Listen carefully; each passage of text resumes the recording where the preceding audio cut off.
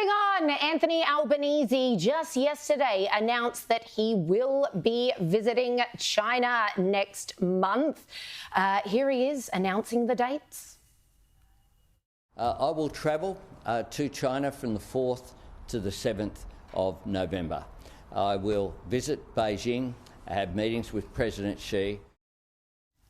Well, that explains why just 2 days previous, his government said, look, we've finished the review into the whole Port of Darwin, basically being run by a Chinese-owned company. We know it's highly controversial, but we've decided nothing to see here, folks. Move on. It's all good. Basically having a communist superpower hell-bent on world domination be in charge of what is an incredibly strategic asset.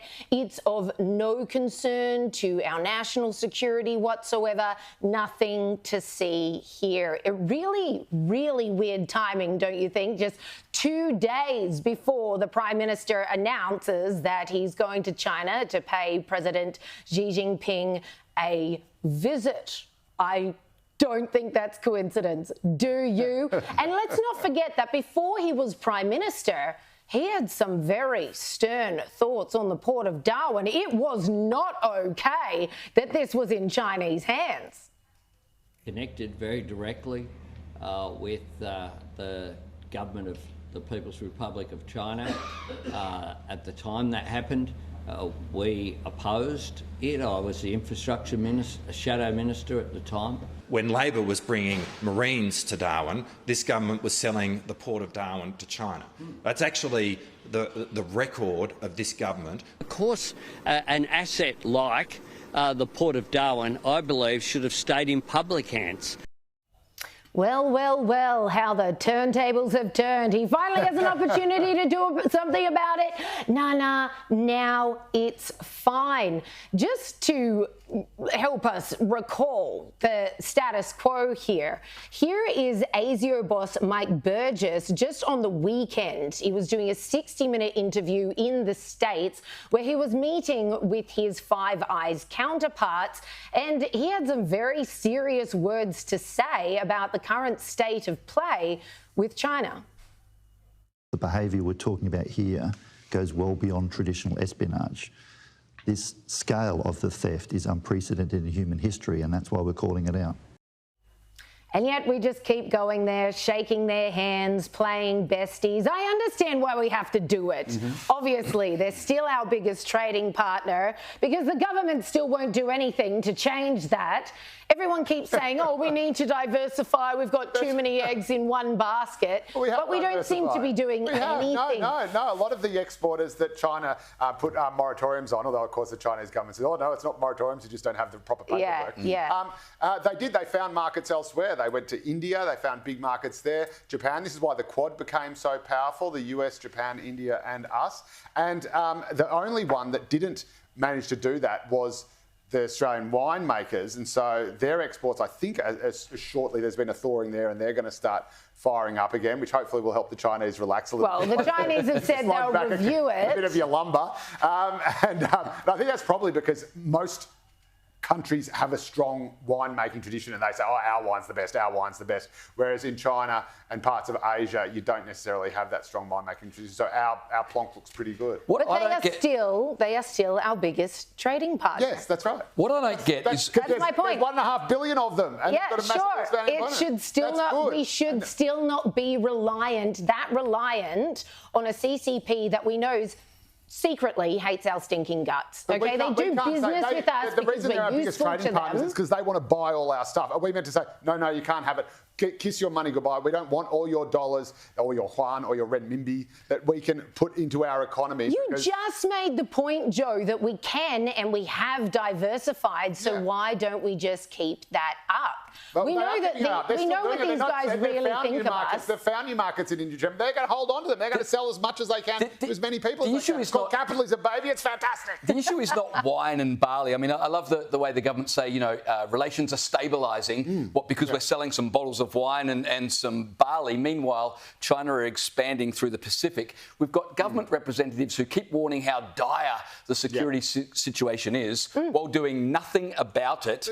Thank God we've got America who are going to help us with nuclear subs. But what must the Americans... You've got people criticising Albanese for going to America to shore up the AUKUS. I'm not criticising him. I'm just saying, what must the Americans be thinking when they're giving us nuclear technology? They're warning, and we are ourselves warning that China are engaged in the greatest espionage efforts in history. And which is not something that we didn't already know, but it's... And our significant port in the north of the country, no, it'll be fine, nothing to see here. That was handed over to them by the coalition, not It was. Both sides of government have done nothing about this. But once that contract's signed, most contracts have a little clause at the bottom that says no take-backsies. And so once you've signed it, unless they breach it, I don't know by what mechanism you just say, nah, sorry, you signed a 99-year lease, but we're just going to take it back from you. If they breach it, if we find there are security concerns, and I'm sure we'll be crawling all over it to do so, then we'd be able to do that, I'm sure. Come on, Joe. Nobody believes that this isn't a security concern. We have a lot of military action up in that neck of the woods. Not only us, but our US counterparts. And you've got this major, what is basically a land holding by a CCP, a sea holding, by a CCP friend of China. This company is a Chinese company, and there's no Chinese companies without links to the CCP.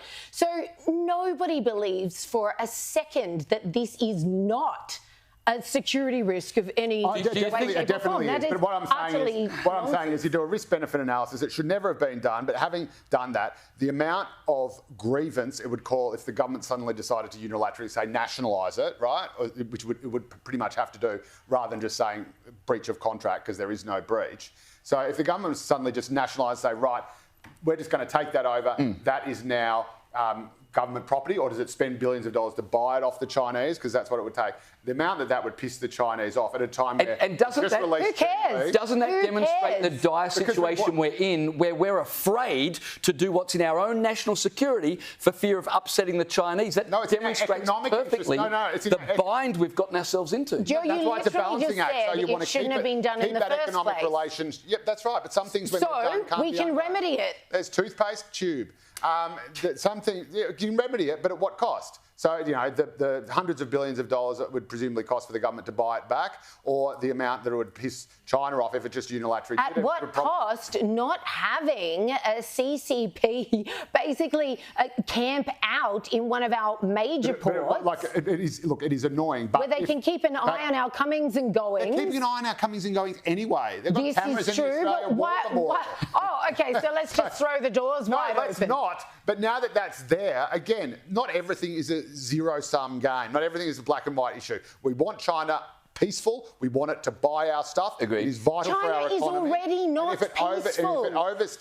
When and if it oversteps the mark, then we've got America to back us up. How awkward, though, on that topic, how awkward is this for Anthony Albanese going for a meeting with our AUKUS partners about those nuclear submarines, which we really need in Australia to base, in the north of our country, having just announced, no, there's no problem with the Chinese-owned Port of Darwin. It puts him in a difficult situation. You can't imagine the Americans would be that impressed. The Americans have air bases in Saudi Arabia. That's why Al-Qaeda flew planes into the World Trade Center. This stuff is complex. You do deals and you have arrangements with people. You don't like people who do bad things otherwise. It is all just a question of degrees. So everyone's, in politics, everyone's lied down with a lot of dogs and everyone wakes up with fleas. It's just that some dogs are cuter than others.